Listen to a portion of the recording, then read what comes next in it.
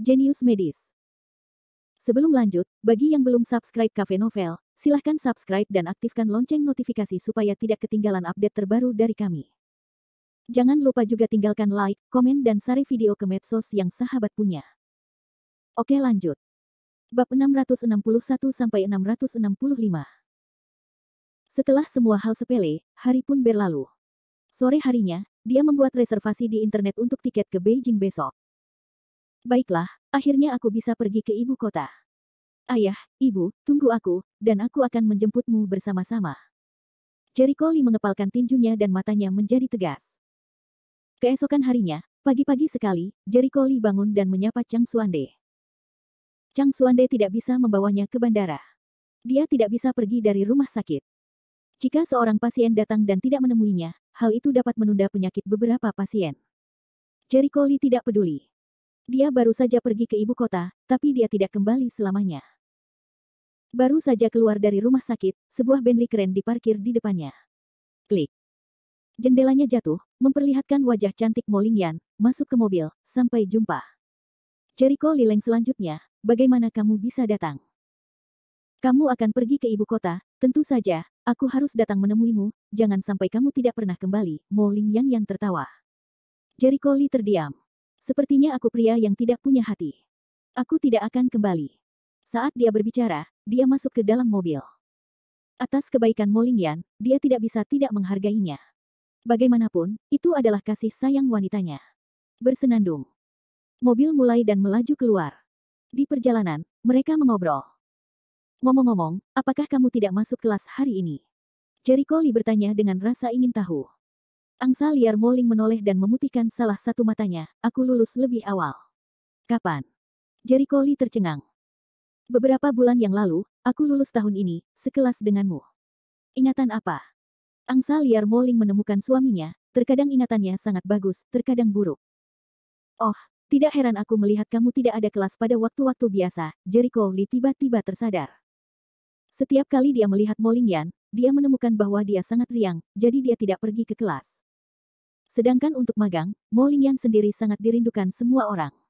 Ada perusahaan di keluarganya, dan magang harus di perusahaannya sendiri. Jadi, dia juga seorang jenius bisnis.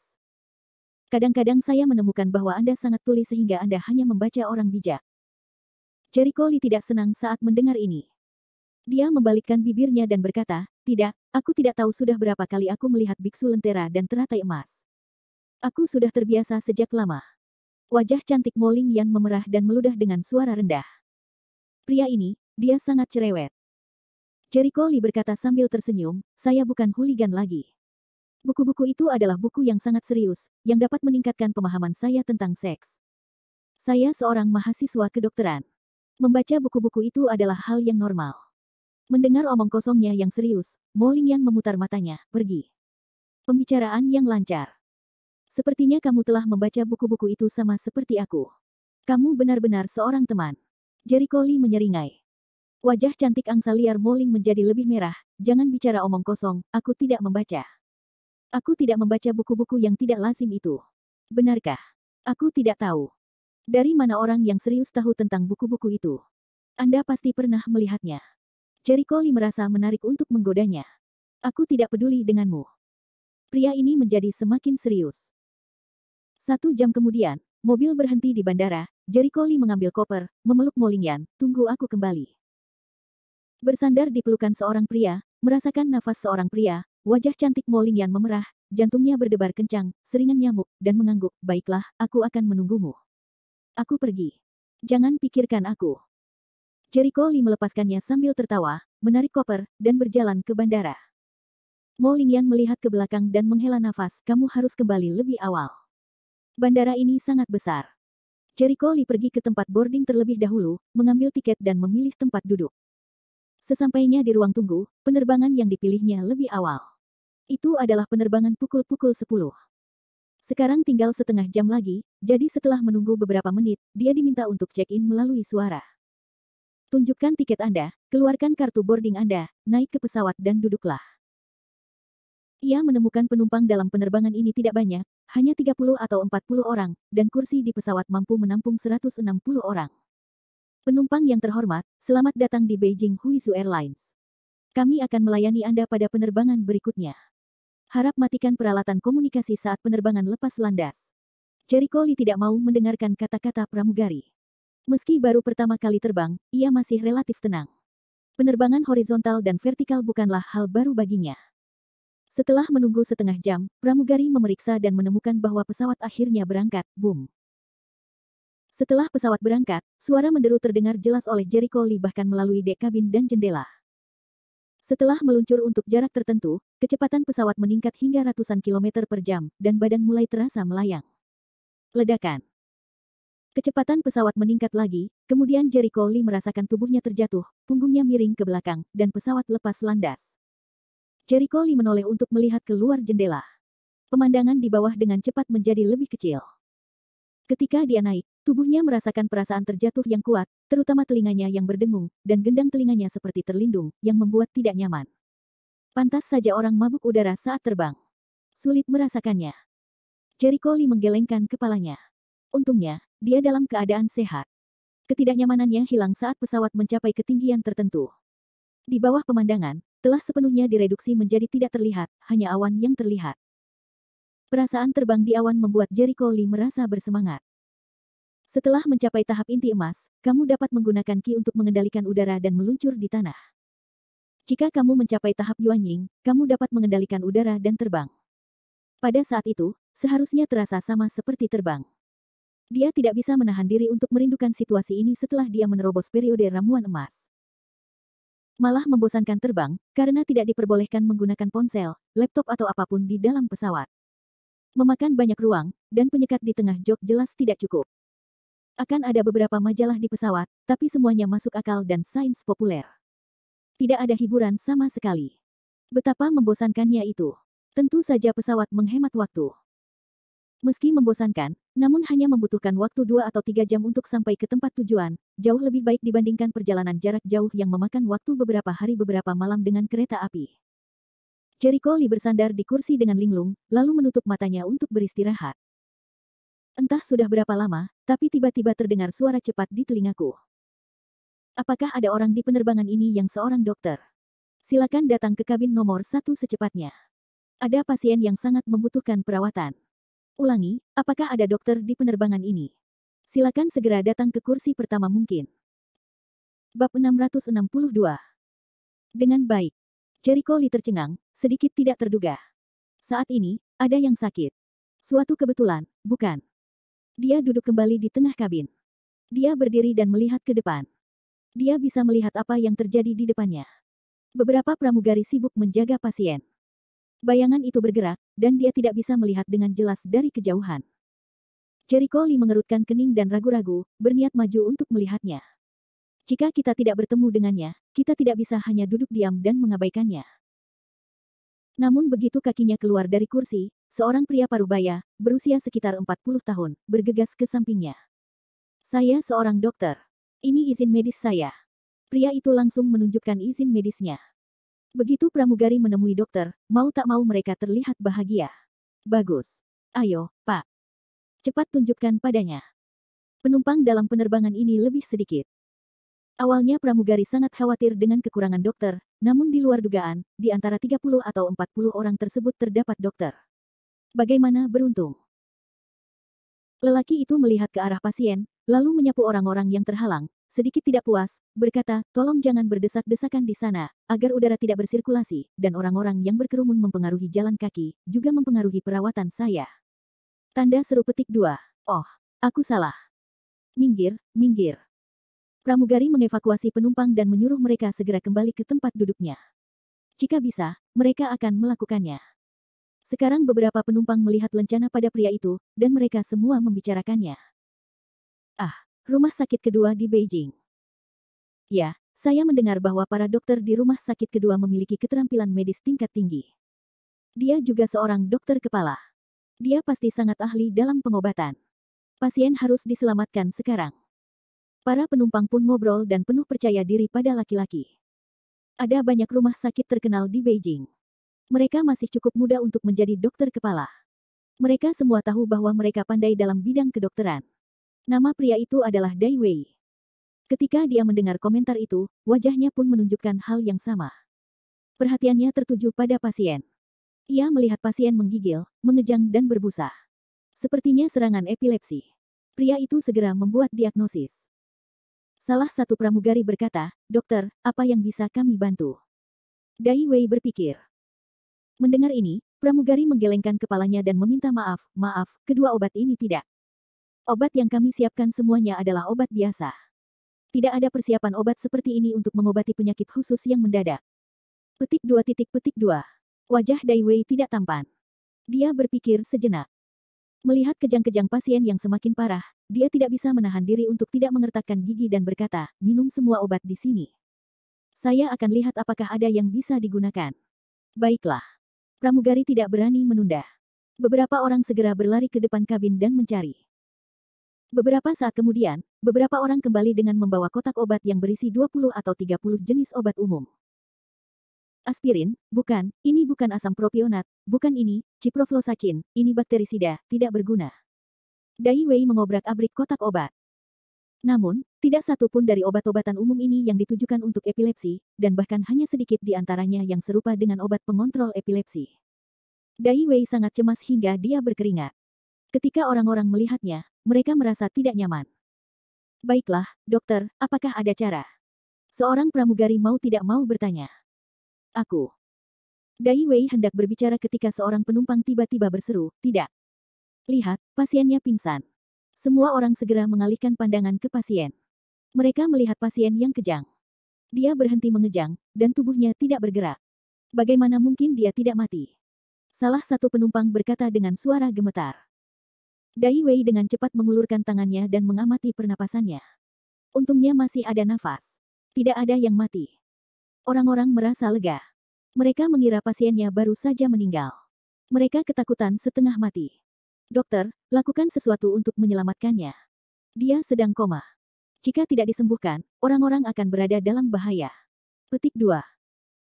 Mereka tidak mengetahui keterampilan medis, tetapi mereka takut melihat pasiennya dalam keadaan koma, seperti orang mati. Wajah Dai Wei tidak yakin. Melihat pasien yang koma, dia menggigit giginya untuk waktu yang lama dan berkata, "Tidak masalah." Dia mengambil botol obat, membukanya dan menuangkan pil ke dalam mulut pasien. "Hentikan." Pada saat ini, sesosok tubuh segera bergegas ke depan dan mengambil botol obat. "Siapa?" Dai Dazong menoleh untuk melihat seorang pemuda berusia awal 20-an dan mengerutkan kening. "Siapa kamu? Apa yang kamu lakukan? Kembalikan obatnya." "Itu obat untuk menyelamatkan nyawanya tentu saja." Pemuda itu adalah Jericho Lee. Ketika dia mendengar kata-kata Dai Wei, dia tidak bisa menahan cibiran, "Menyelamatkan orang. Saya pikir kamu merugikan orang lain. Yang dia dapatkan adalah epilepsi, kamu memberinya ciprofloxacin, menginginkan nyawanya." Obatnya dengan cepat Dai Wei melemparkan tangannya ke arahnya dan ingin mengambil kembali botol obat itu. Begitu Jericho Lee mengangkat tangannya, Dai Wei melemparkan dirinya ke udara. "Sial, apa yang ingin kamu lakukan?" Dai Wei adalah marah. Penumpang lain juga mengerutkan kening, dan pramugari segera maju ke depan untuk menghalangi mereka. "Pak, tolong jangan hentikan dokter dalam menyelamatkan orang. Pasien dalam kondisi kritis." "Kamu," Jericho Lee langsung menyela, "saya juga seorang dokter. Aku akan mengurusnya." "Apa?" Pramugari terkejut. Dai Wei tertawa marah dan bertanya, "Apakah kamu seorang dokter seperti itu? Saya pikir Anda hanya seorang pelajar, bukan? Mungkin itu hanya seorang mahasiswa kedokteran. Beraninya kamu menyebut dirimu seorang dokter." "Aku tidak perlu kamu berkomentar apakah aku seorang dokter," Jericho Lee bersenandung dingin. Dai Wei menatapnya dengan dingin, "Baiklah, kamu bilang kamu seorang dokter, dari rumah sakit mana kamu berasal? Tidak perlu memberitahumu. Saya seorang pengobatan tradisional Tiongkok." Jericho Lee tidak ingin berbicara dengan orang ini. Pengobatan tradisional Tiongkok. Dai Wei tertegun pada awalnya, dan segera menunjukkan cibiran tebal di wajahnya, "Haha. Pengobatan Tiongkok. Apakah kamu bercanda? Bukankah pengobatan tradisional Tiongkok itu pembohong? Wah, beraninya kamu menipu saya." Para penumpang tercengang. Beberapa dari mereka mengerutkan kening, tetapi kebanyakan dari mereka tidak mengatakan apapun.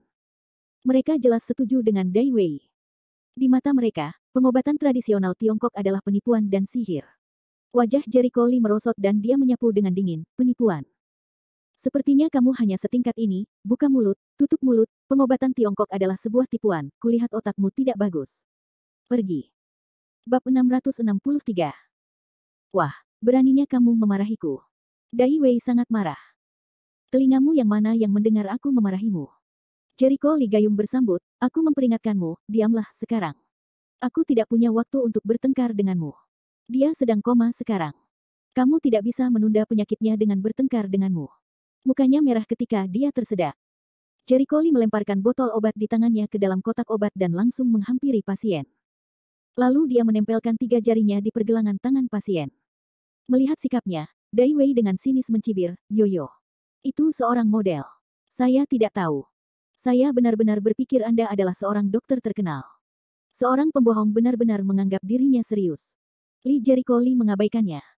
Setelah memanggil denyut nadinya, dia segera mengeluarkan jarum perak yang dibawanya. Setelah dia menyekanya, dia harus memberikan jarum kepada pasien. Melihat ini, Dai Wei langsung berseru, hentikan. Tangan Jericho Li gemetar beberapa saat, alisnya berkerut dan dia mengabaikannya.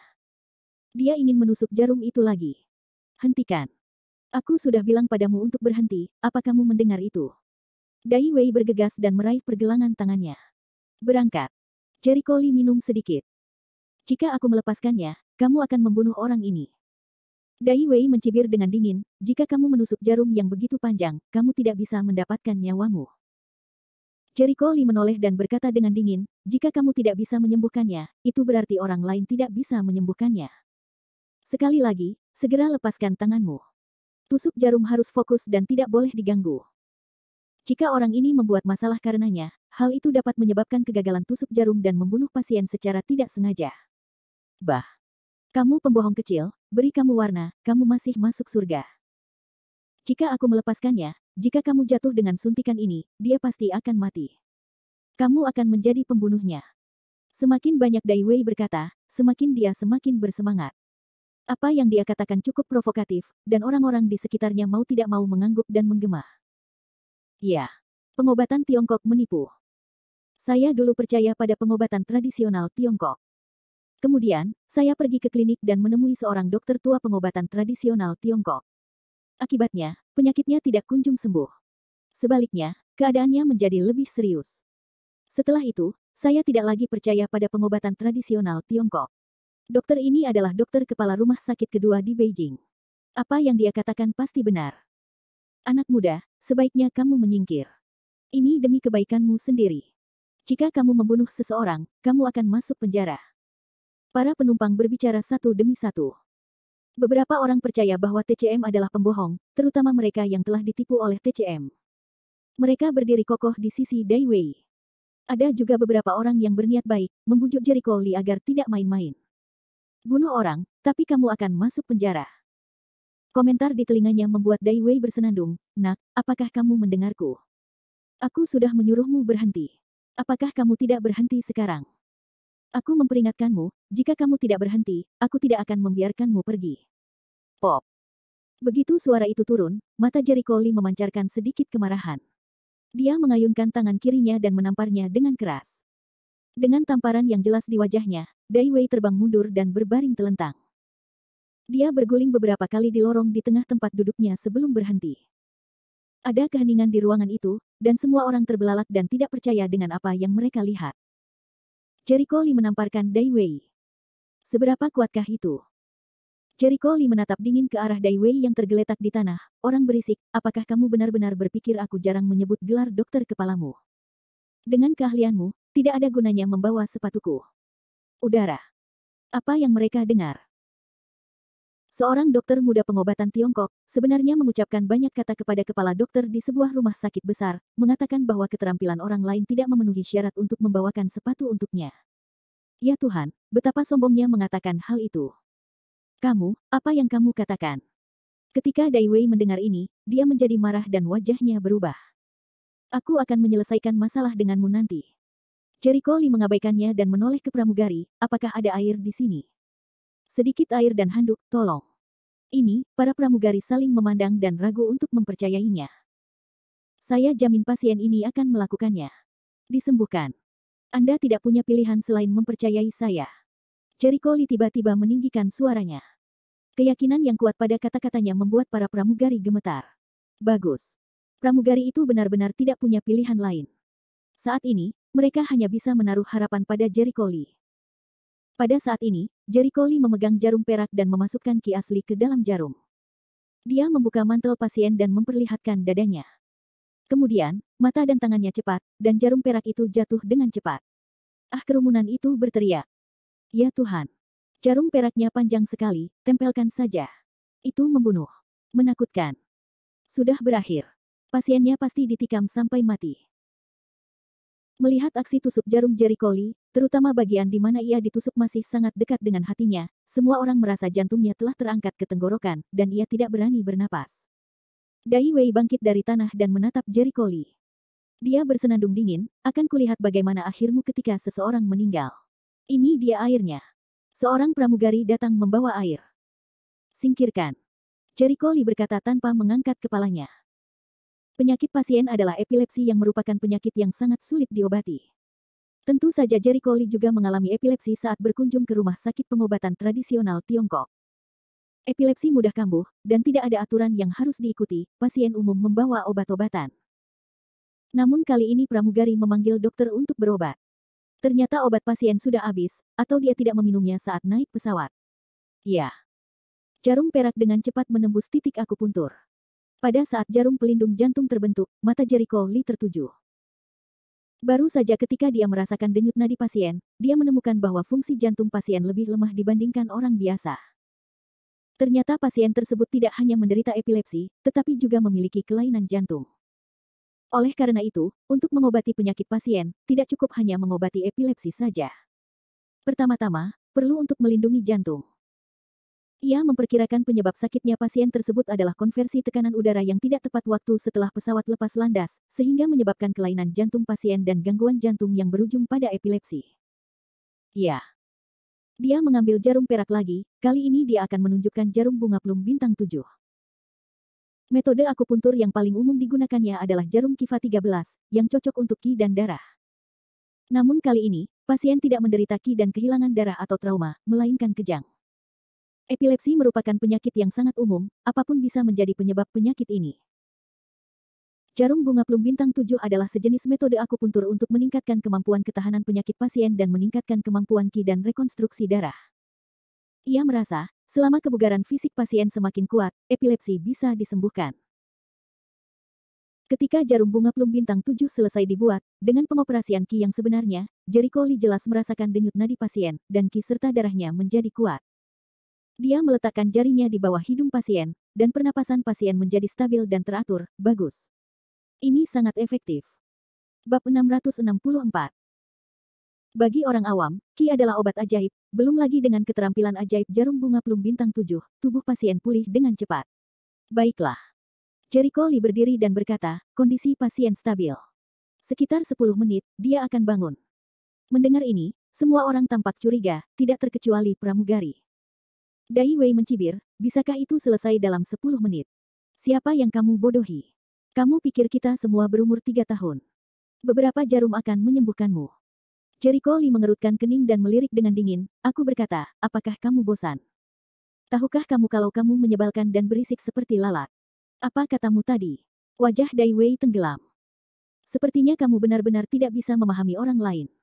Jericho Lee memutar matanya. Dai Wei mengepalkan tangannya dan ingin segera mengepalkan tangan Jericho Lee. Namun, fakta bahwa Jericho Lee baru saja menamparnya membuatnya merasa sedikit takut. Licik. Pengobatan tradisional Tiongkok adalah penipuan. Anda ingin menyembuhkan penyakit dengan 3 jari dan 1 jarum perak. Wujudkan impian musim semi dan musim gugur Anda. Anda pikir Anda bisa membodohi semua orang. Jericho Lee merangkulnya dan menjawab, aku benar-benar ingin tahu untuk apa 2 lubang di kepalamu itu. Bai memiliki 2 mata. Apakah kamu buta atau apa? Tidak bisa melihatnya. Ketika mereka menundukkan kepala, mereka melihat pasien yang tergeletak di tanah masih koma, namun pernafasannya relatif teratur, tidak sekacau sebelumnya, dan wajahnya tidak sepucat dan semerah dulu. Tidak membantu menabuh genderang. Apakah pasiennya benar-benar membaik?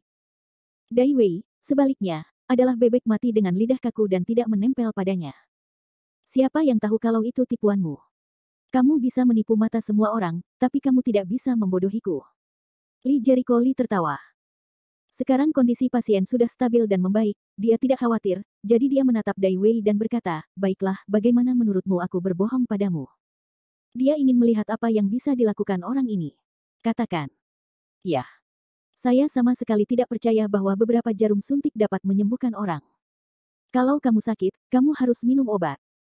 Dai Wei berkata dengan alasan yang masuk akal, ketika saya belajar di luar negeri, pengobatan Tiongkok selalu dianggap sebagai ilmu sihir dan penipuan. Itu sama sekali tidak diakui secara internasional. Bagaimana mungkin hal-hal yang belum diperiksa oleh instrumen modern bisa menjadi kenyataan? Hal ini mengundang anggukan banyak orang, ya, mereka memang merasa tanpa peralatan modern bagaimana bisa jadi kenyataan. Jericho Lee tertawa beberapa kali, sinis dan tak berdaya, yah, aku akhirnya tahu mengapa kamu begitu benar. Itu adalah budak asing. Budak asing. Kamu tidak menyebutnya topi. Saya sangat mencintai negara saya. Dai Wei tersipu. Haha, seorang patriot sejati tidak akan secara khusus menekankan patriotismenya, dan tidak perlu memberitahu orang lain bahwa saya patriotik.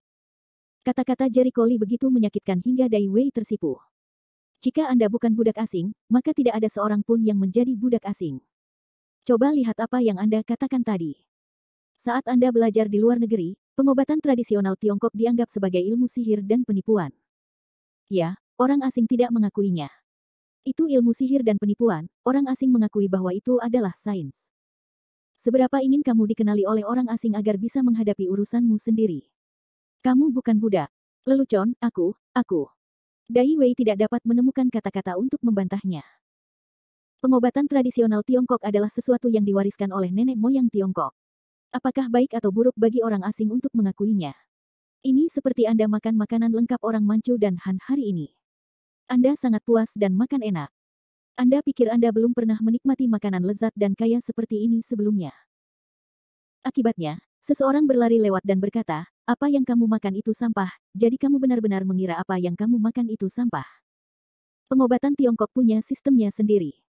Kalau Anda bukan pengobatan Tiongkok, jangan repot-repot mengevaluasinya. Dibandingkan dengan pengobatan tradisional Tiongkok, Anda hanyalah orang awam. Banyak, itu hanya membuat orang berpikir bahwa kamu bodoh. Ketika kalimat terakhir dijatuhkan, wajah Dai Wei sudah memerah, tetapi dia menggigit giginya dan menolak untuk mengakui, 3 jari dan 1 jarum perak tidak dapat menyembuhkan penyakitnya. Penyakit sama sekali. Anda hanya menyesatkan. Wajahnya jelek sekali. Jericho Lee menggelengkan kepalanya, dan senyumannya menjadi lebih dingin. Saat aku memukul wajahnya, dia berguling-guling di tanah dan bermain-main denganku. Aku tidak mendengarkan. Aku tidak mendengarkan. Hanya apa yang aku katakan yang benar. Apa yang menurutku benar? Apa yang kamu katakan itu salah? Kepala dokter rumah sakit kedua Beijing, seperti anak kecil. Anda membiarkan orang menilai dan melihat seperti apa wajah Anda. Meskipun sebagian besar orang yang hadir tidak percaya pada pengobatan tradisional Tiongkok, terlihat jelas dari percakapan mereka bahwa Jericho Lee yang memimpin, sementara Dai Wei membuat keributan. Mereka tidak bisa tidak meragukan Dai Wei. Sejujurnya, mereka mulai meragukan level Dai Wei. Meskipun dokter ini adalah dokter di rumah sakit kedua di Beijing, dia tidak menyembuhkan pasiennya sama sekali. Mungkin dokter TCM muda ini benar. Aku pikir juga begitu. Tapi jangan berdebat. Jika Anda kalah, Anda kalah. Yang hilang adalah wajahmu. Ya, jelek sekali. Mendengar komentar tersebut, Dai Wei semakin geram. Wajahnya membiru dan merah. Dia menatap Jericho Lee dan berkata dengan marah, jangan main-main dengan penculikan moral ini. Jika kamu ingin menyerang dengan opini publik, aku tidak akan menyerah. Apakah kamu tahu tentang penculikan opini publik? Jericho Lee tertawa sekaligus menangis. Saya pikir Anda, kepala dokter, memiliki IQ yang sama dengan anak-anak TK. Anda mengatakan bahwa 3 jari dan 1 jarum perak tidak dapat menyembuhkan dan menyelamatkan orang. Siapa yang memberi Anda keberanian untuk mengatakan itu? Orang asing.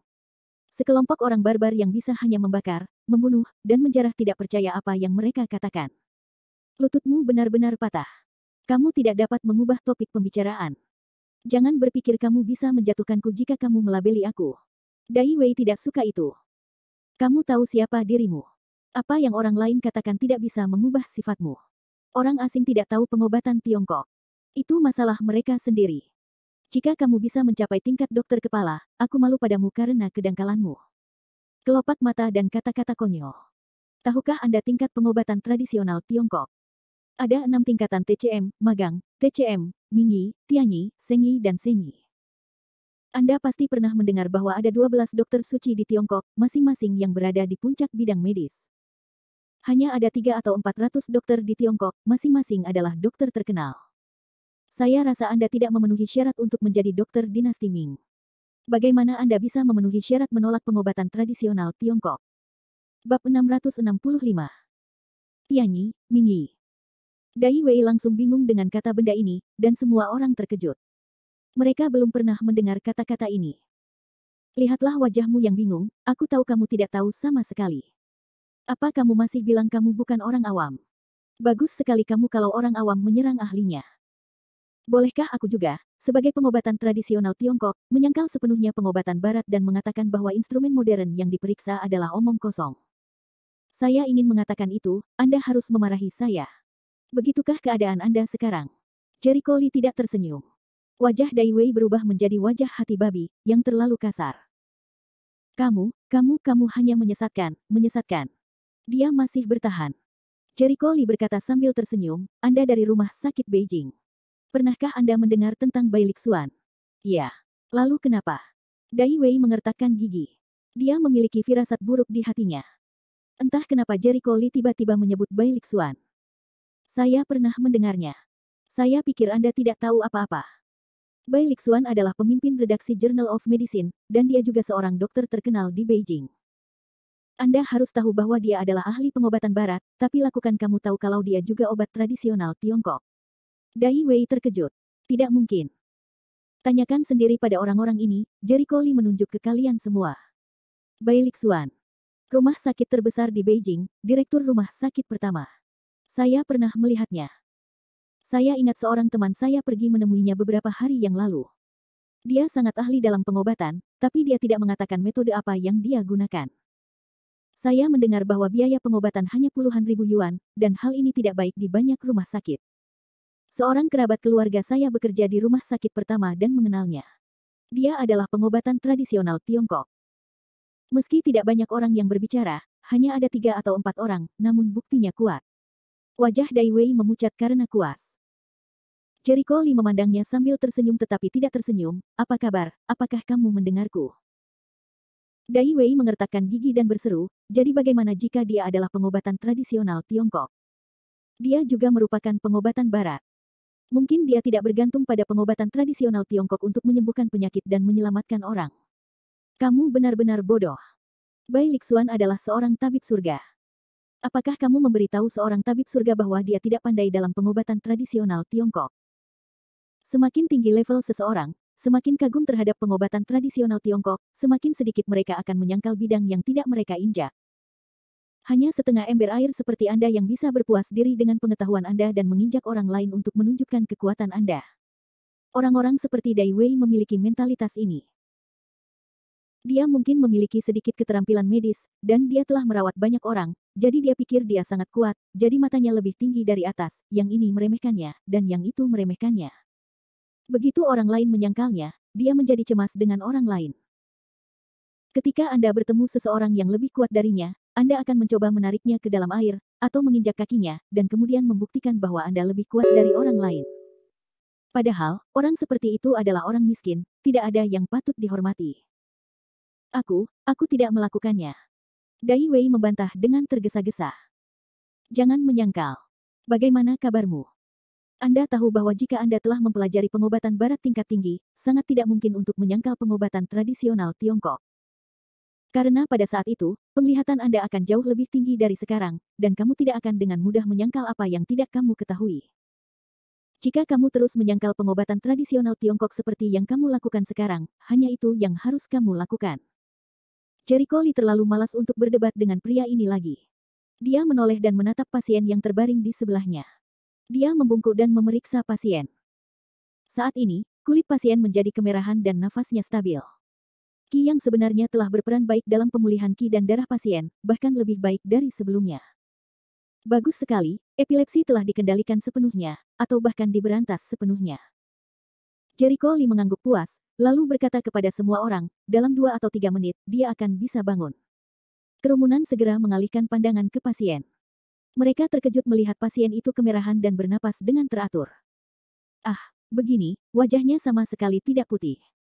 Ya, kelihatannya sehat. Seperti tidur. Apakah epilepsi benar-benar terkendali? Menurutku pasti begitu. Meskipun mereka tidak percaya bahwa pengobatan tradisional Tiongkok memiliki efek seperti itu, kini pasien sudah benar-benar lebih baik di depan mata mereka. Mereka tidak bisa tidak mempercayainya. Dai Wei adalah satu-satunya yang berkata, jangan tertipu olehnya. Bagaimana jika itu hanya penyamarannya? Kerumunan itu terdiam. Jericho Lee terlalu malas untuk mengurus orang bodoh seperti ini. Ketika waktunya habis, dia membungkuk dan segera mencabut jarum perak itu. Kemudian dia mengambil handuk tersebut, melemparkannya ke dalam baskom, mengencangkannya hingga setengah kering, dan melipatnya di dahi pasien. Rangsangan dari handuk dingin itu langsung membuat orang yang sakit itu merintih. Bersenandung. Dia perlahan membuka matanya, memegangi kepala yang sakit, lalu duduk dari tanah dengan linglung dan melihat sekeliling, ada apa denganku? Bagaimana caramu duduk di lantai? Koma. Jericho Lee menjelaskan sambil tersenyum. Wajah pasien berubah, apakah saya menderita epilepsi? Ya. Saat pasien menyentuh tubuhnya, ia menemukan ada bekas busa putih di tanah, dan juga di sudut mulut dan wajahnya. Kali ini, dia bergumam, aku benar-benar sakit. Ya Tuhan, aku ingat. Aku terburu-buru mengejar pesawat hari ini. Aku tidak ingat untuk minum obat apapun sampai aku tiba di bandara. Karena pesawatnya rusak. Hendak lepas landas, tidak mungkin, jadi saya tidak kembali untuk mengambil obat. Awalnya saya pikir tidak apa-apa naik pesawat. Alhasil, ketika pesawat mulai lepas landas, saya merasa telingaku berdengung dan kepalaku bengkak, sungguh tidak nyaman. Kemudian aku sangat bingung dan tidak tahu apa yang sedang terjadi. Pada saat itu, pramugari berikutnya berkata sambil tersenyum, dokter ini menyelamatkanmu. Ah, jadi kamu menyelamatkanku. Terima kasih. Terima kasih banyak. Pasien berterima kasih kepada Jericho Lee. Jericho Lee melambaikan tangannya sambil tersenyum. Ini hanya soal mengangkat tangan. Cuci mukamu. Pasien mengangguk. Saat ini, kabin sepi. Semua orang tidak percaya melihat pasien kemerahan itu. Bagaimana dia bisa terlihat seperti pasien epilepsi? Tetap sehat seperti biasanya. Pada saat ini, Dai Wei benar-benar bodoh. Dia tertegun oleh guntur dan tidak dapat berbicara sama sekali. Jericho Lee, dengan senyuman di sudut mulutnya, berjalan ke arah Dai Wei dan berkata, aduh, Yang Mulia Direktur Pengobatan Barat, apa kabar? Kamu. Dai Wei langsung tergagap. Wajah Jericho Lee dingin. Haha, orang yang tidak berpengetahuan selalu berpikir bahwa orang di seluruh dunia tidak memiliki kemampuan. Apakah Anda mengalami apa yang disebut inspeksi instrumen modern di Tiongkok kuno ribuan tahun yang lalu? Tidak, tanpa alat itu nenek moyang tidak akan bisa menyembuhkan. Kualifikasi apa yang Anda miliki untuk menyangkal sesuatu yang telah ada selama ribuan tahun? Wajahnya sebesar baskom.